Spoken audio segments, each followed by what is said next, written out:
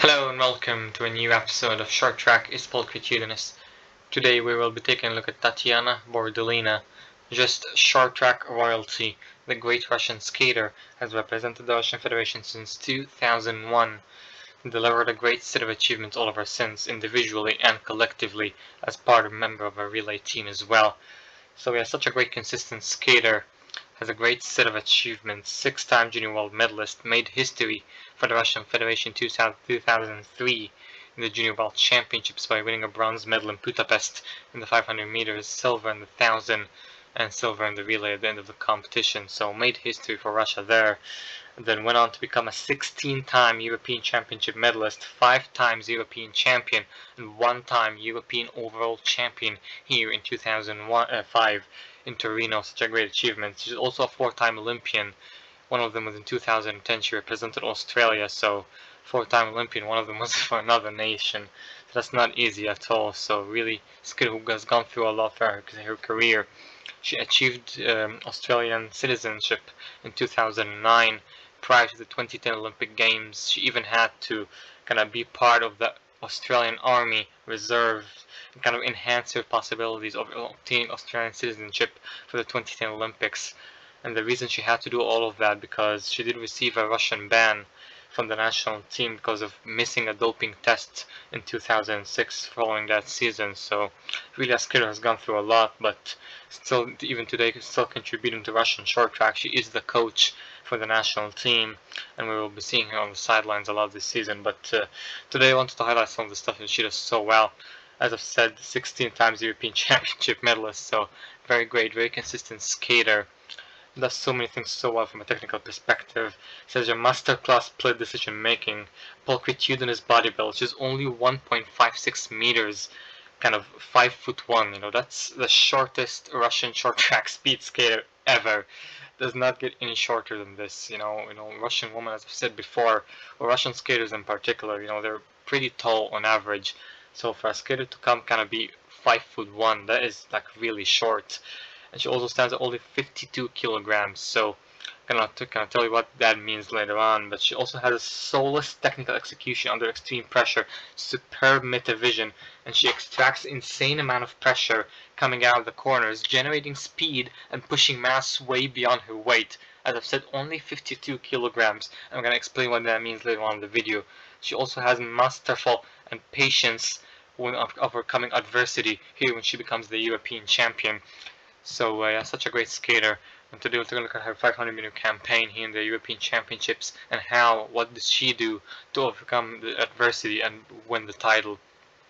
Here she is in lane number 1 in the 500 meters in the A final of the European Championships. Again, back then it's very interesting to mention that lane number 1 right here was not kind of believed to be the best lane. It's actually lane number 2 that was believed to be the better lane, and that actually held Borodulina back then. That kind of misinformation back then. They thought that lane number 2 was the better one, but that held Borodulina right here. So yeah, let's get into the race. She was on lane number 1 right here. She didn't have the best start to the race. Evgenia Vadanova with the red cap, winning the 1500. Tatiana did not even qualify the A final of 1500, so she had to overcome the adversity coming here in the 500. And even though she was in lane 1, she couldn't defend her lane position right here. Dropped to position number 3, but still calm, still composed. Again, soulless execution at top speed. Very soulless, very patient, very calm. Just almost doesn't care what happening in front of her. And I take a look at slow motion what happens here. Evgenia Vadanova, such a powerful skater. Really at 65 kilograms, contrast to Borodulina, who's only 52 kilograms. So for Tatiana to beat these skaters in front of her who are just way older, taller, and way more powerful, they weigh more than her at 65 kilograms, she's only 52, she has to push mass way beyond her weight to be able to kind of get to that point when she beats these skaters. But still very calm, very composed. You can't see it here, but from what I'm seeing here, there's nothing in that facial expression. Still very calm, very composed. Marta Capurso from Italy leading this one. Evgenia Vadanova stepping up wide here, trying to make a pass on Marta Capurso late on in the race. Tatiana Borodulina sitting in the draft of those two skaters, being very calm, very composed. Bit of a slip by Vadanova there, But Evgenia Ivanova is such a powerful skater. She gets 2 crossovers in and tries to move on the outside of Marta Capurso. You know, it's like a get out of my way kind of thing. You see the high contrast there. Just trying to push her out of the way here. Seeing the opportunity, but Tatiana Borodulina see her very calm, very composed, taking advantage of the blind spot of 1 and 2 skaters, entering that corner wide, extracting more pressure and speed than these 2 skaters right here, because she's drafting behind them, right? But Evgenia Brandanova, a bit of a slip there. Okay, trying to move around the outside of Capurso. It wasn't the best track pattern, goes really wide, look at that. But Tatiana Borodulina, excellent corner exit right there. Comes into this corner right here, stinks on herself very tight. Again, this is masterclass clear decision making. Seems Radanova going in the outside without thinking. This is the final corner. She comes up the inside right here. Now, actually, the weight of Tatiana Borodulina, only 52 kilogram, can help her here because Vananova is so heavy at this position to be able to overcome the centrifugal force coming out of this final corner on the outside of Marta Capurso of Italy and get the lunge on the line. It's so difficult because she's so heavy. But Tatiana Borodulina right here, at only 52 kilograms, she is light, so she can hook up very tight like this and have the weight advantage at this position of being lighter and carrying more speed from drafting behind them earlier in the race, and masterclass split decision making to go without thinking about that inside pass, 1 and 2 double inside pass in the final corner, and she lunges for the line. You see Vandanova is a bit heavy, can't get it there.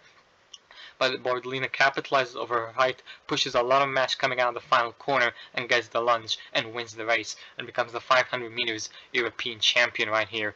And then she gets a great amount of points going into the 1,000. She wins the silver in the 1,000 and have her kind of her back turned against the wall coming here to the 3,000 meter super final. See Rananova still with the red cap, and Borodulina really had to make serious amends if she wanted to have any chances of becoming the European overall champion here in 2005. So I'm gonna show you the super final right here. Such an interesting race. So let's do this.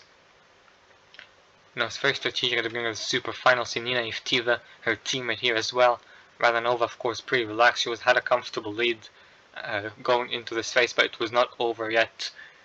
Borodulina had very little that is within her control, and the only thing within her control is to win this race. So that's always what you try to do here. See a bit of a gap she's leaving here, looking behind her to what skaters were making the pass at this position. She doesn't want to be trapped in the back, and also keeping an eye on Evgenia Radanova, the skater that she's going against for the overall title. Also interesting to mention that coming into this competition, Evgenia Radanova was kind of a 5 times overall European champion coming into this, so that was her attempt to actually win a 6th title.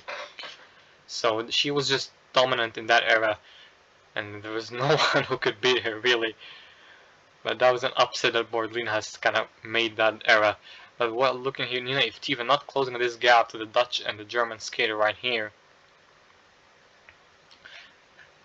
This 3,000 meter super final, obviously so many laps, 27 of them. So such a long race, a lot of tactics kind of unfold throughout this race. If you have a teammate, that might actually help. But again, everyone is trying to win their race for their own individual kind of success. It's totally not, there's no medals for the super final, because some of you didn't know. So they're just racing for pride here, really. The skaters who are not kind of in the conversation of becoming the European overall title winner or on the podium with that overall title. So right here, she's sitting very calm, very composed, position number 3 here. See her teammate on the lead. The Dutch skater right here trying to make an outside pass to position herself near to the front. Radanova still calm and composed with her teammate in the back. Tatiana Borodulina right here dropped to position number 4, but again still very calm, very composed. Doesn't care about the skaters in front of her.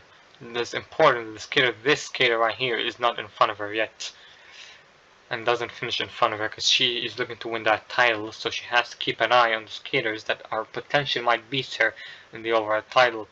Also interesting, Marta Capurso from Italy right here was also in 2nd place coming into the super final, so she was actually sitting in 3rd coming into this race, so really had her back turned against the wall here. But she overcame that adversity very well right here. See, Yvonne Kunz from Germany taking position number 4 from Borodulina. Looking behind her, finds Vananova still sitting in the back. Right here. Still so many laps to go. She keeps looking behind her, right? So I see. It's gonna make sure that Marta Capurso and Evgenia Vananova are kept in check right here. because it will become very difficult for her to pass those two skaters at top speed when the pace picks up. It's just very difficult, especially if she doesn't have the mass of those two skaters. And she was just a teenager back then, she was very young. So she really had to work all sorts of things to win this title right here. As you can see, her teammate Nina Evtiva leading this race from the front. Still very calm, very composed pace. Nina Evtiva not pulling ahead here. See Marta Capuzzo from Italy now trying to move around the outside. Tatiana Borodulina, see she follows her through at this position. This is very clever. Now this position, she follows her through. She will be among the skaters nearer to the front when the pace picks up. So Evgenia Radanova sees those two skaters. She's like, nah, I'm gonna hit the lead here. Not letting them break through. Borodulina kind of following Capuzzo all the way to the front, edging out Yvonne Kunz right here. And Radanova is on the front. And then the German skater, see juggling for position, taking the lead. And the Dutch skater as well, going to the front. Tatiana leaves this gap at this point of the race. Doesn't try too hard to close it. As you can see, the order is like this. This is working well for Evgenia Radanova right here. She's ahead of the two skaters who are threatening her overall title right here. So that was a good position for Radanova to be in so far that race. See the Dutch skater right here leading this one, followed by a German skater. Those two are not in the conversation of the European overall title. So it's just very interesting to see the skaters who are in the conversation and the skaters who are just racing for pride and personal achievements. As you can see, Tatiana Borodulina very calm, just almost perfectly unfazed by what's happening in front of her. As I've mentioned, very short skater. You can see her size right here. So Nina Evtiva, her team, making a move around the outside. Marta Capuzzo noticing that, as well as Tatiana. This is very interesting. She followed Marta Capuzzo right here, knowing that this skater makes the pass. I don't want to be trapped in the back. Now a problem here that Evgenia Radanova didn't follow at this position. That was a mistake. Because then those two have hit the front. Again, those two are in the conversation over the European overall title. So they've positioned themselves near to the front right here, and that gives them a good position. Radanova still remained trapped in the back and didn't follow them, and that was a big mistake at this position. Since Borodulina somehow making that inside pass on the German skater. Holds the centrifugal force so tight. It's a beautiful technique for as much as the era was concerned. So it's such a small skater, which is very abnormal, for any European skaters. All of them are kind of tall or very heavy, but she was very short and very light, which really benefited her at that time. Also, I'm going to play this in slow-mo to show you her technique. Short track is not about speed skating in general, it's not about strength, it's about relative strength down into the ice. How much pressure do you put down into the ice? And Borodulina, despite being a very light skater, she still had great pressure down into the ice. Great time with that right leg right here. Very early with that right leg coming out of the corner. And right here she's drafting behind the Italian skater Marta Capuzzo here. Stepping a bit wide this position, taking advantage of 1 and 2 blind spot of these skaters. Just try to look in front of her and see what's the perfect time to make the move. Now see Radanova right here trapped in the back, and the pace now is picking up, so she was definitely kind of in mistake to don't follow them earlier when they were making that outside pass. Now Borodulina right here trying to find a way around those two skaters, and one of her is her teammate. So there's a bit of a problematic position for her right here, but she had to find a way to the front right here. And you can see her checking the corner and she's taking 2 crossovers in. They can't see her in this position, right? This is the blind spot. So she takes advantage of that and extracts more pressure coming out of that corner right here. See, great position, great blade angles coming out of that corner. Negative splitting, moving faster by faster, progressively at every lap. Trying to find the move and hit the front this position. And again, even if she wins this race, it's out of her control where Evgenia Radanova finishes. So that was a bit of a problem, but she can't think about this position. Borodulina here getting really fast, taking 2 crossovers in here. Again, really low position right here. It's so hard to achieve this beautiful low position right there. Great recovery into the push, moves around the outside. Marta Capuzzo notices and tries to shift to her outside to defend her, but it was a bit too late here. Borodulina gets a bit of a contact there. She pushes her just a bit wide. But Tatiana somehow, look at that, just acrobatic stuff there. Does so much work with that right skate to stay on her feet, and then supports herself with the left skate. You got her arm position, which is all over the place here. But somehow, someway stays on her feet And look at how much power she gets with that right skate coming out of that corner. Nevertheless, look at the she's back. You know, this technique is back. This is not easy. And as I've said, it's not pressure, it's not mass. It's just relative strength down into the ice. You don't have to be big and bulky. In fact, if you're big and bulky, you will not be able to kind of stay on your feet in that position. Tatiana Borodulina capitalized over her weight to be able to kind of get that technique back coming out of that corner and still extract a lot of pressure with that right skate, and still full of clarity, carrying speed around the outside of Nina Evtiva and the German skater right here. You see the German skater trying to bring an inside pass. Nina Evtiva was slowed down, and that opened the door for Tatiana Borodulina right here. She somehow, someway, still was able to carry her speed, even after losing her balance, to make the outside pass stick here, with very few laps to go in the 3000 meter super final. As you can see right here, for as long as the era is concerned, her technique was just so beautiful. You know, back then we kind of saw who the skaters are of these European Championships and who of them could challenge here. Now there is no Korean or Chinese skaters, and now we see likes of Borodulina, Radanova, and Kaporsa. It was such an interesting battle. But this position right here, see, Radanova was staying in the back earlier. The fighting between the German skater and Nina Evtiva has opened the door not only for Tatiana Borodulina to take the lead, but to also let her open a bit of a gap here. You know, they're not walking together. It's just that the path the German skater make on the Russian skater Nina Evtiva right here has slowed down the pack a bit and made the room for Tatiana Borodulina to break away, and that created a lot of trouble for Evgenia Radanova. Now she has a lot of work to do to catch up to the front. And in order to be able to lock in the European title, she had to at least finish in third place. You know, this position, the win is just a bit ahead of place here, but she had to finish in at least in third place. So something interesting happened here. See Nina Evtiva making an inside pass on the Dutch skater. Evgenia Radanova was coming around a lot of speed around the outside. You can see her here. But she got forced wide because of the Dutch skater having to make way for Nina Evtiva for the inside pass. If she didn't make way, she would have both gone down. So that's why she had to make way. And in consequence, Evgenia Radanova was pushed a bit wide, had to kind of wait for the outside pass. And in the meantime, Tatiana Borodulina is just flying out there, just comfortably in the lead here. So you see very few laps left in this race. Evgenia Radanova had to get in position number 3 right here in order to win her overall title, but she's struggling a bit here. Tatiana Borodulina pulling away here. There is very less in control, very limited what Tatiana Borodulina had in control. She only had to win this race and just hope for the best.